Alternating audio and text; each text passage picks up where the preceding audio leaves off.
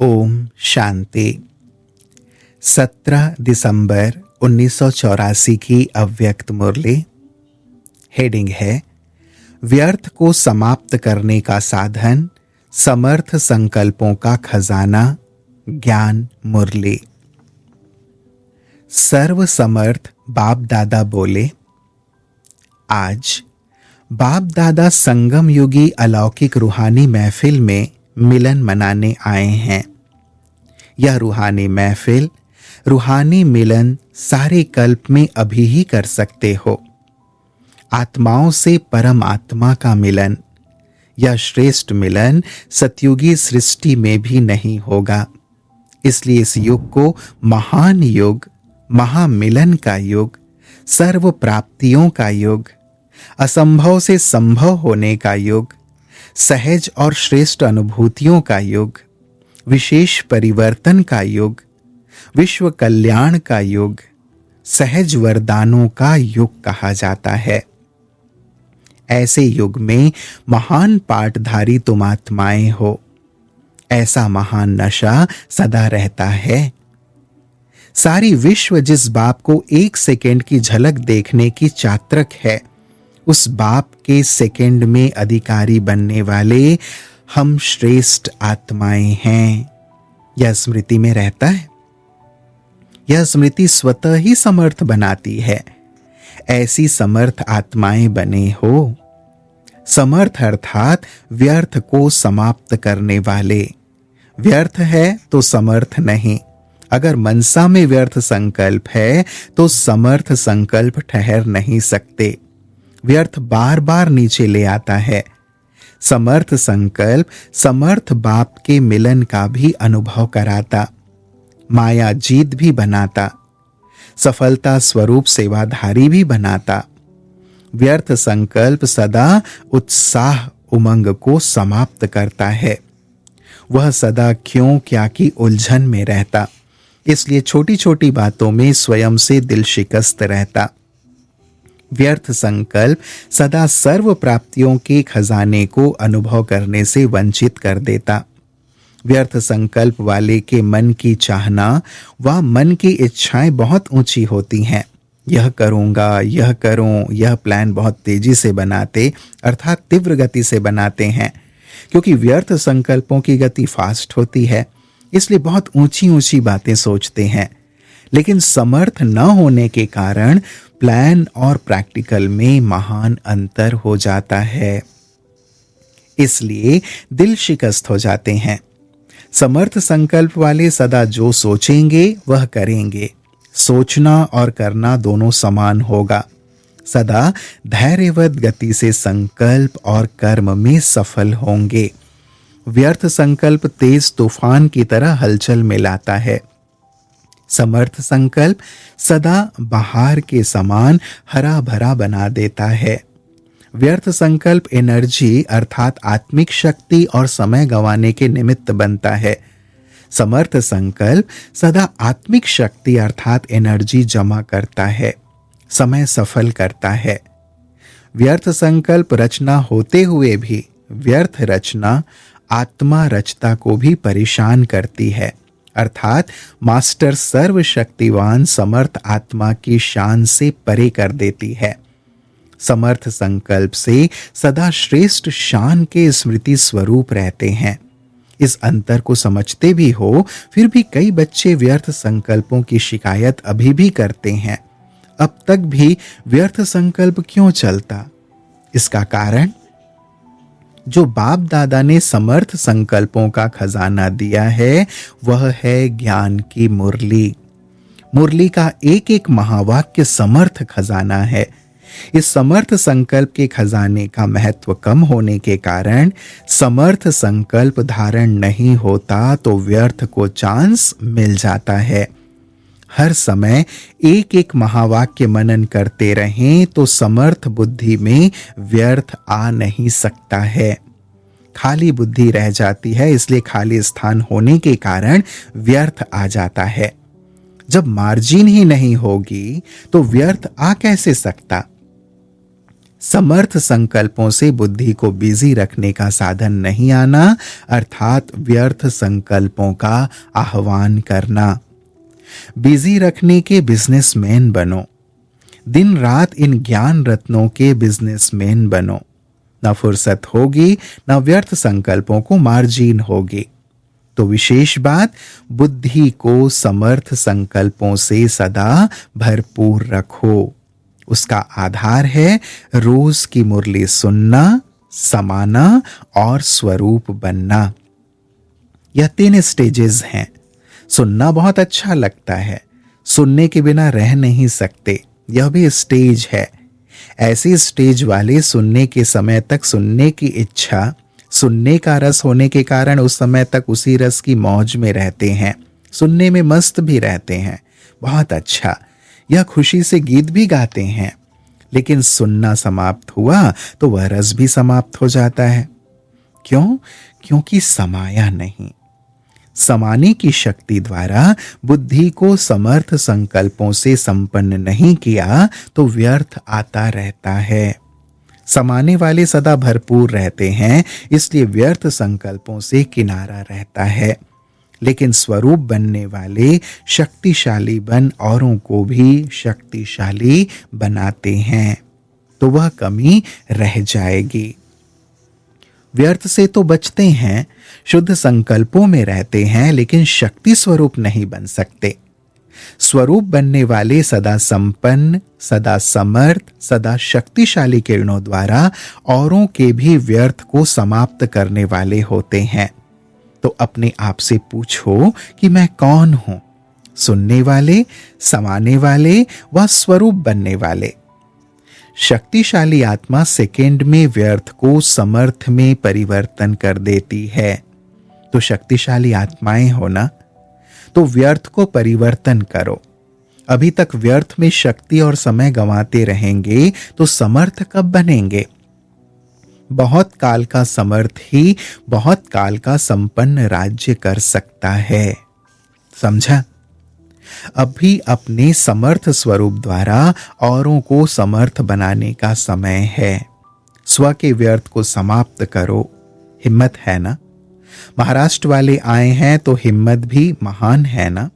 जैसे महाराष्ट्र है वैसे ही महान होना, महान संकल्प करने वाले होना, कमजोर संकल्प वाले नहीं।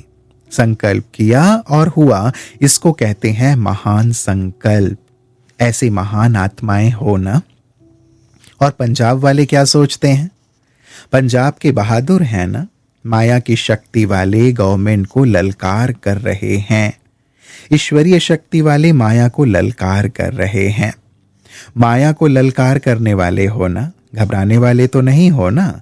जैसे वह कहते हैं हमारा राज्य हो, आप भी माया को ललकार करते हो, गर्जना से कहते हो कि अब हमारा राज्य है। ऐसे बहादुर हो ना। पंजाब वाले भी बहादुर हैं, महाराष्ट्र वाले महान हैं और कर्नाटक वालों की विशेषता है महान भावना। भावना के कारण भावना का फल सहज मिलता रहता है। कर्नाटक वाले भावना द्वारा महान फल खाने वाले हैं, इसलिए सदा खुशी में नाचते रहते हैं। तो खुशी का फल खाने वाले खुश नसीब आत्माएं हैं। तो वह महाराष्ट्र महान संकल्पधारी और पंजाब महान ललकार करने वाले महान राज्य अधिकारी और कर्नाटक महान फल खाने वाले। तीनों ही महान हो गए ना। महाराष्ट्र अर्थात सब में महान, हर संकल्प महान, स्वरूप महान, कर्म महान, सेवा महान, सब में महान। तो आज महान की 3 नदियां मिली हैं। महान नदियां मिल गई ना। महान नदियों का महासागर से मिलन है, इसलिए मिलन महफिल में आए हैं। आज महफिल भी मनानी है ना। अच्छा, ऐसे सदा समर्थ, सदा हर महावाक्य के स्वरूप बनने वाले बहुत काल के समर्थ आत्माओं को समर्थ बनाने वाले बाप दादा का सर्व समर्थियों संपन्न याद प्यार और नमस्ते। हम बच्चों का भी प्राणेश्वर बाप दादा को याद प्यार और नमस्ते नमस्ते नमस्ते। फिर प्यारे बाप दादा ने दादियों से मुलाकात की। यह महामंडली बैठी है। आदि में ओम मंडली रही और अंत में महामंडली हो गई। सभी महान आत्माओं की मंडली है ना। वह अपने को महामंडलेश्वर कहलाते हैं और आप अपने को महासेवाधारी कहलाते हो। महामंडलेश्वर व महामंडलेश्वरी नहीं कहलाते, लेकिन महासेवाधारी। तो महासेवाधारियों की महान मंडली। महासेवाधारी अर्थात हर संकल्प से स्वतः ही सेवा के निमित्त बने हुए। हर संकल्प द्वारा स्वतः ही सेवा के निमित्त बने हुए। हर संकल्प द्वारा स्वतः सेवा होती रहती है। जो स्वतः योगी हैं वह स्वतः सेवाधारी हैं। सिर्फ चेक करो कि स्वतः सेवा हो रही है तो अनुभव करेंगे कि सेवा के सिवाय सेकंड और संकल्प भी जा नहीं सकता। चलते फिरते हर कार्य करते सेवा, श्वास श्वास सेकंड सेकंड में सेवा समाई हुई है। इसको कहा जाता है स्वतः सेवाधारी। ऐसे हो ना। अभी विशेष प्रोग्राम से सेवा करने की स्थिति समाप्त हुई। स्वतः सेवा के निमित्त बन गए। यह अभी औरों को चांस दिया है, वह प्रोग्राम भी बनाएंगे, प्रैक्टिकल भी करेंगे, लेकिन आप लोगों की सेवा अभी स्वतः सेवाधारियों की है। प्रोग्राम के समय तक नहीं, लेकिन सदा ही प्रोग्राम है, सदा ही सेवा की स्टेज पर हो। ऐसी मंडली है ना। जैसे शरीर श्वास के बिना चल नहीं सकता, ऐसे आत्मा सेवा के बिना रह नहीं सकती। यह श्वास चलता ही रहता है ना ऑटोमेटिक। ऐसी सेवा स्वतः चलती है। सेवा ही जैसे कि आत्मा का श्वास है। ऐसे है ना। कितने घंटे सेवा की, यह हिसाब निकाल सकते हो। धर्म कर्म है ही सेवा। चलना भी सेवा, बोलना भी सेवा, करना भी सेवा। तो स्वतः सेवाधारी, सदा के सेवाधारी। जो भी संकल्प उठता उसमें सेवा समाई है। हर बोल में सेवा समाई हुई है, क्योंकि व्यर्थ तो समाप्त हो गया। तो समर्थ माना सेवा। ऐसे को कहा जाता है महामंडली वाले महान आत्माएं हैं। अच्छा, सभी आपके साथी भी बाप दादा के सम्मुख हैं। ओम मंडली वाले सब महामंडली वाले आदि के सेवाधारी, सदा सेवाधारी हैं। बाप दादा के सामने सभी महामंडली की महान आत्माएं हैं। फिर पान का बीड़ा उठाने वाले तो महान मंडली वाले ही हुए ना। पान का बीड़ा उठाया ना, बिना कुछ सोचने के, संकल्प करने के दृढ़ संकल्प किया और निमित्त बन गए। इसको कहा जाता है महान आत्माएं। महान कर्तव्य के निमित्त बने हो, एग्जाम्पल तो बने। बिना एग्जाम्पल देखे हुए विश्व के लिए एग्जाम्पल बन गए। तुरंत दान महापुण्य। ऐसी महान आत्माएं हो। अच्छा, फिर बाबा ने पार्टियों के साथ मुलाकात की। महाराष्ट्र तथा पंजाब का ग्रुप है।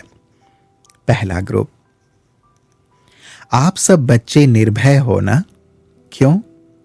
क्योंकि आप सदा निर्वैर हो। आपका किसी से भी वैर नहीं है। सभी आत्माओं के प्रति भाई भाई की शुभ भावना, शुभकामना है।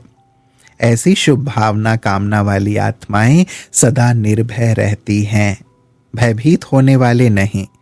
स्वयं योग युक्त स्थिति में स्थित हैं, तो कैसी भी परिस्थिति में सेफ जरूर हैं।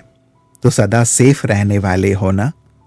बाप की छत्र छाया में रहने वाले सदा सेफ हैं। छत्र छाया से बाहर निकले तो फिर भय है। छत्र छाया के अंदर निर्भय हैं। कितना भी कोई कुछ भी करे, लेकिन बाप की याद एक किला है। जैसे किले के अंदर कोई नहीं आ सकता, ऐसे याद के किले के अंदर सेफ। हलचल में भी अचल, घबराने वाले नहीं। यह तो कुछ भी नहीं देखा, यह रिहर्सल है। रियल तो और है। रिहर्सल पक्का कराने के लिए की जाती है। तो पक्के हो गए, बहादुर हो गए। बाप से लगन है तो कैसी भी समस्याओं में पहुंच गए। समस्या जीत बन गए। लगन निर्विघ्न बनने की शक्ति देती है। बस सिर्फ मेरा बाबा यह महामंत्र याद रहे, यह भूला तो गए, यही याद रहा तो सदा सेफ हैं। फिर बाबा ने दूसरे ग्रुप से मुलाकात की। सदा अपने को अचल अडोल आत्माएं अनुभव करते हो। किसी भी प्रकार की हलचल अचल अडोल स्थिति में विघ्न नहीं डाले। ऐसी विघ्न विनाशक अचल अडोल आत्माएं बने हो। विघ्न विनाशक आत्माएं हर विघ्न को ऐसे पार करती जैसे विघ्न नहीं एक खेल है। तो खेल करने में सदा मजा आता है ना। कोई परिस्थिति को पार करना और खेल करना अंतर होगा ना। अगर विघ्न विनाशक आत्माएं हैं तो परिस्थिति खेल अनुभव होती है, पहाड़ राई के समान अनुभव होता है। ऐसे विघ्न विनाशक हो, घबराने वाले तो नहीं। नॉलेजफुल आत्माएं पहले से ही जानती हैं कि यह सब तो आना ही है, होना ही है। जब पहले से पता होता है तो कोई बात नहीं, बड़ी बात नहीं लगती। अचानक कुछ होता है तो छोटी बात भी बड़ी लगती। पहले से पता होता तो बड़ी बात भी छोटी लगती। आप सब नॉलेजफुल हो ना। वैसे तो नॉलेजफुल हो, लेकिन जब परिस्थितियों का समय होता है उस समय नॉलेजफुल की स्थिति भूले नहीं। अनेक बार किया हुआ अब सिर्फ रिपीट कर रहे हो। जब नथिंग न्यू है तो सब सहज है। आप सब किले की पक्की ईंटें हों। एक एक ईंट का बहुत महत्व है। एक भी ईंट हिलती तो सारी दीवार को हिला देती। तो आप ईंट अचल हो, कोई कितना भी हिलाने की कोशिश करे, लेकिन हिलाने वाला हिल जाए, आप ना हिलें। ऐसी अचल आत्माओं को, विघ्न विनाशक आत्माओं को बाप दादा रोज मुबारक देते हैं। ऐसे बच्चे ही बाप की मुबारक के अधिकारी हैं। ऐसे अचल अडोल बच्चों को बाप और सारा परिवार देखकर हर्षित होता है। अच्छा, ओम शांति।